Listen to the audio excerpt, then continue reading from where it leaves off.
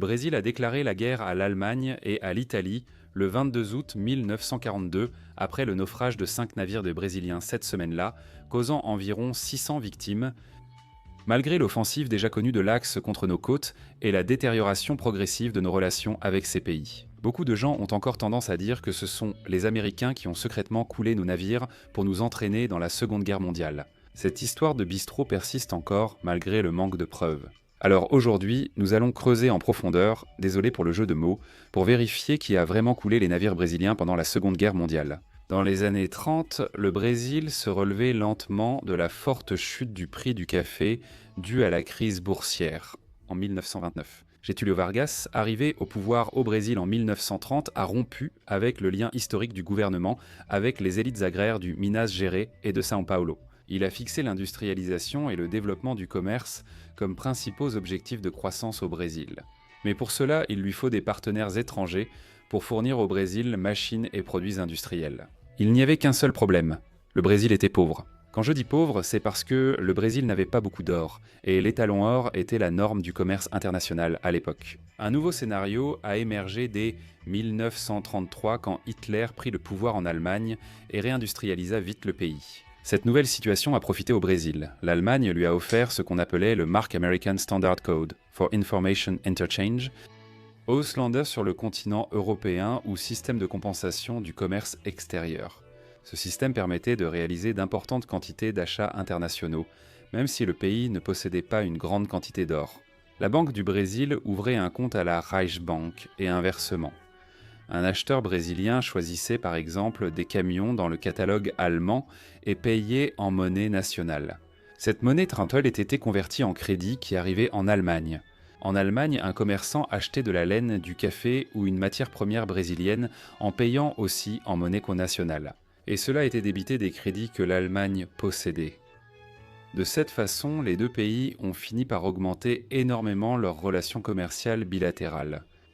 Vargas jugeait le système American Standard Code for Information Interchange essentiel au développement économique du Brésil. Et, malgré les protestations de l'ambassade américaine, il n'a jamais rien fait pour mettre fin au système. Déjà en décembre 1936, le journal New York Times lui-même titrait que l'Allemagne avait dépassé les États-Unis en tant que premier partenaire commercial du Brésil, précisément à cause de Marco American Standard Code for Information Interchange. Ainsi, au début de la guerre, l'Allemagne étant le premier partenaire, Vargas est resté neutre pour ne déplaire à personne. Bien qu'il fût très malin et savait qu'avec la situation de guerre, le commerce avec l'Allemagne était presque condamné. Parce qu'il savait que la marine anglaise allait rapidement bloquer l'Atlantique, il ne voulait pas déplaire aux Allemands car il ne connaissait pas l'issue du conflit. En même temps, il reconnaissait la primauté hémisphérique des États-Unis en tant que grande puissance, donc il s'est efforcé d'élargir les relations avec ce pays. En juin 1940, après la victoire allemande sur la France, le prestige de Hitler a fortement augmenté ici, compliquant la situation. Mais dès le mois suivant, du 21 au 30 juillet 1940, a eu lieu à La Havane, à Cuba, la deuxième réunion des ministres des Affaires étrangères américains. Le pays, représenté par le ministre Oswaldo Aranha, a signé un traité de protection mutuelle avec les autres pays du continent contre toute agression extérieure. En même temps, les États-Unis ont également signé avec le Brésil un traité pour acheter 100% de toutes nos exportations de matières premières, afin d'empêcher que tout type d'approvisionnement ne soit envoyé à l'Allemagne ou à l'Italie.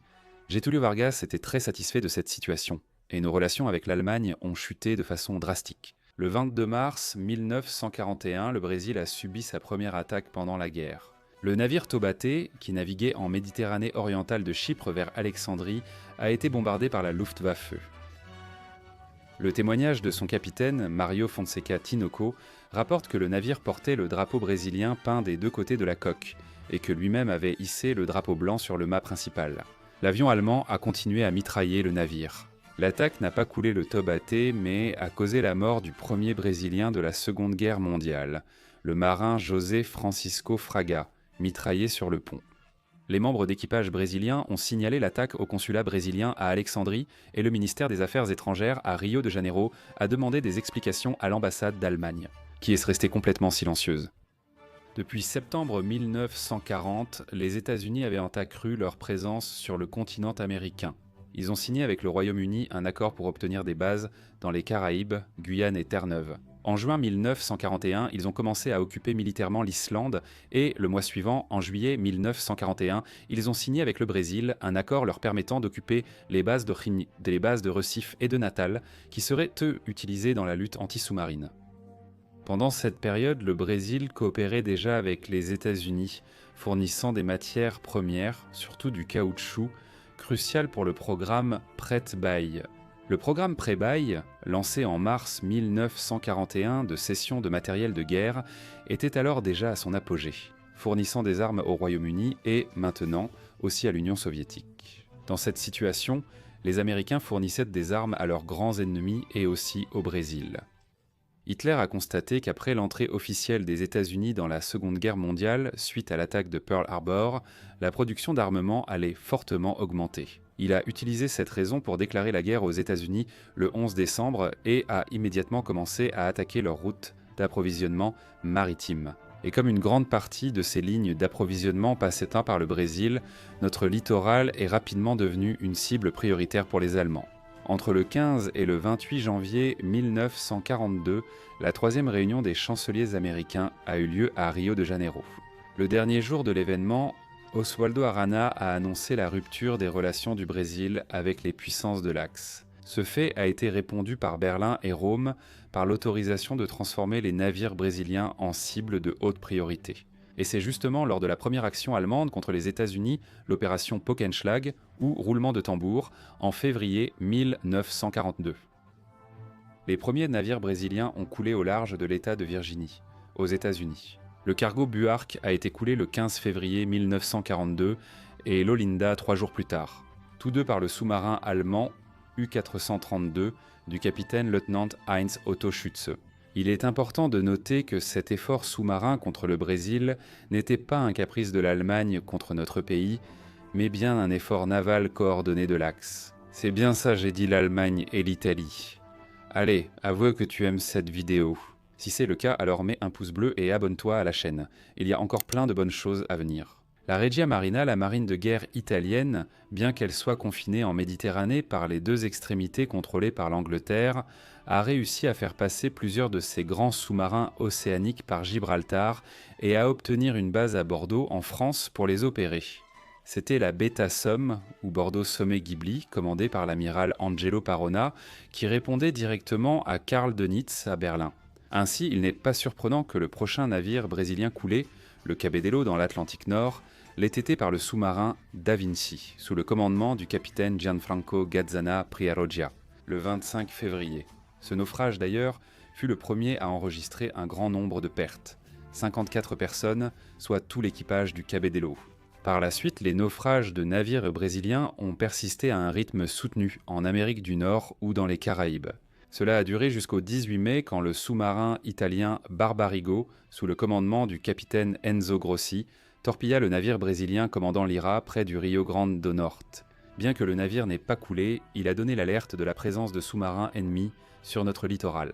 Et cela a fait que la force aérienne brésilienne, sans aucune annonce, a commencé des patrouilles armées contre ces embarcations.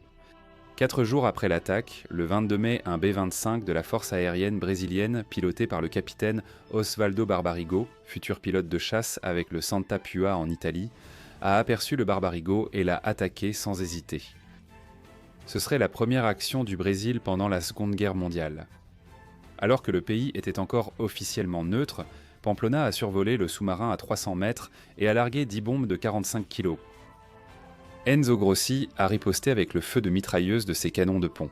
Pamplona a maintenu le contact visuel avec le sous-marin et a signalé sa position par radio, puis est retourné à la base plus tard. Le ministre de l'Aéronautique, Salgado Filho, a confirmé à la presse que des avions brésiliens attaquaient des sous-marins de l'Axe sur notre littoral. Ce fait a été considéré par Berlin comme une déclaration informelle de guerre du Brésil à l'Allemagne.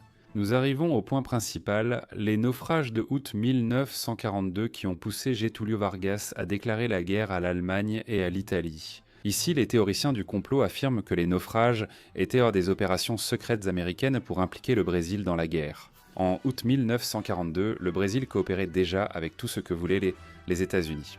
Nous fournissions les matières premières, ils utilisaient nos bases.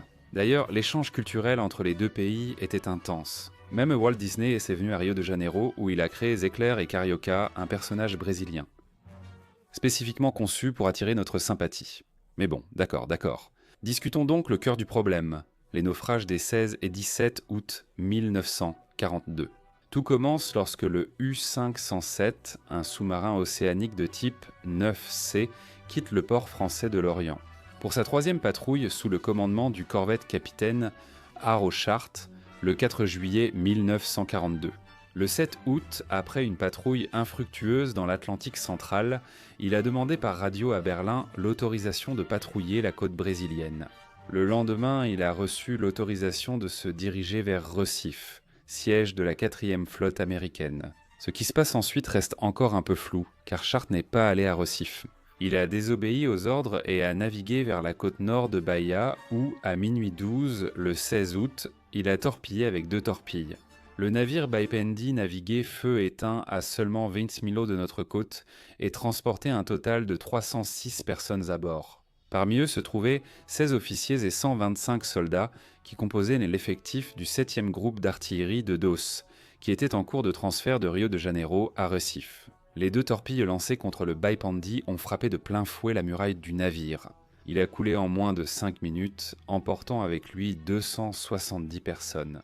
Il est assez curieux que Chart ait attaqué justement le Baipendi, un navire qui naviguait dans la zone de cabotage et transportait un groupe militaire brésilien. Cela peut suggérer une fuite d'informations du réseau d'espions allemands au Brésil qui aurait transmis une sorte d'alerte à la marine allemande. Un peu plus au sud, 2 heures plus tard, Chart a également tiré 2 torpilles contre le navire Araraquara, qui a coulé rapidement, emportant 130 et une des 142 personnes à bord. Poursuivant sa chasse, il a torpillé à 9h13 du matin le navire Hannibal Benevolo, qui transportait 154 personnes. Seuls 4 ont survécu. Le lendemain 17 août, à 15h49, Chart a torpillé l'Itajiba, un navire qui transportait le reste du 7e groupe d'artillerie de DOS vers Recife. Touché par une seule torpille, il a coulé plus lentement, permettant la survie de 145 des 181 membres d'équipage. Des survivants ont été secourus par le navire Arara, qui a coulé 18 heures et 3 minutes plus tard, entraînant 20 des 36 membres d'équipage. En moins de 48 heures, il avait coulé 5 navires brésiliens, causant la mort d'un total de 607 personnes. Après la révélation de ces naufrages par les médias, la population furieuse a manifesté dans les rues de Rio de Janeiro pour exiger la déclaration de guerre. Ainsi, le 22 août, au palais du Catete, Getúlio Vargas annonça officiellement que le Brésil était en état de guerre contre l'Allemagne et l'Italie. Mais regarde comme c'est curieux. Le même 22, naviguant près de Salvador, juste à côté du phare d'Itapua. Et c'est là qu'il a coulé un cargo suédois appelé Amaren. Alors, voici ma question pour vous. Si ce sont les Américains qui ont coulé les navires brésiliens cette semaine-là, alors ils ont aussi coulé ce navire suédois, pour forcer la Suède à entrer en guerre. Pour information, durant la Seconde Guerre mondiale, la Suède, pays neutre, a perdu 88 navires coulés. S'agirait-il d'une guerre fantôme américaine pour forcer le pays à entrer dans le conflit ? On peut aussi consulter les archives allemandes où les 88 sont tous répertoriés. Voici les paroles de l'amiral Karl Dönitz, commandant de la flotte sous-marine allemande puis de la Kriegsmarine dès 1943, dans son livre de mémoire « 10 ans et 20 jours ». Ici dans ma main, allons-y. Enfin, il y avait aussi l'option d'opération sur la côte du Brésil. Nos relations politiques avec ce pays se détérioraient de plus en plus depuis quelque temps, et les ordres du haut commandement naval concernant notre attitude envers la navigation brésilienne se sont durcis en conséquence. Le 27 janvier 1942, en raison de la guerre entre nous et les États-Unis, le Brésil a rompu ses relations diplomatiques avec nous. Jusque-là, aucun navire brésilien n'avait été coulé par un sous-marin allemand. Cependant, entre février et avril 1942, nos sous-marins ont torpillé et coulé 7 navires brésiliens, puisqu'ils en avaient parfaitement le droit, étant donné que les capitaines n'ont pas réussi à prouver leur neutralité. Ils naviguaient sans lumière et en zigzag. Certains étaient armés, peints en gris et sans le drapeau national.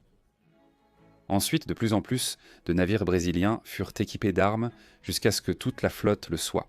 À la fin du mois de mai, le ministère de l'Aéronautique du Brésil a annoncé que tous les avions brésiliens attaquaient les sous-marins de l'Axe. Et ils continueraient à le faire, sans aucune déclaration formelle. Nous étions donc en guerre contre le Brésil, et le 4 juillet, les U-Boots ont reçu l'ordre de notre direction politique d'attaquer tous les navires brésiliens. Et il y a plus, regarde. De l'autre côté des détroits, entre l'Afrique et l'Amérique du Sud, opérait le U-507 du capitaine de corvette Char. Là-bas, en dehors des eaux territoriales, il a coulé 5 navires brésiliens. Il a agi selon les instructions reçues, avec l'accord du ministère des Affaires étrangères et du Haut Commandement des Forces armées. Le gouvernement brésilien a pris ces naufrages comme raison pour déclarer la guerre à l'Allemagne. Bien que cela ne changeait en rien nos relations existantes avec le Brésil, qui prenait déjà part à des actions hostiles contre nous.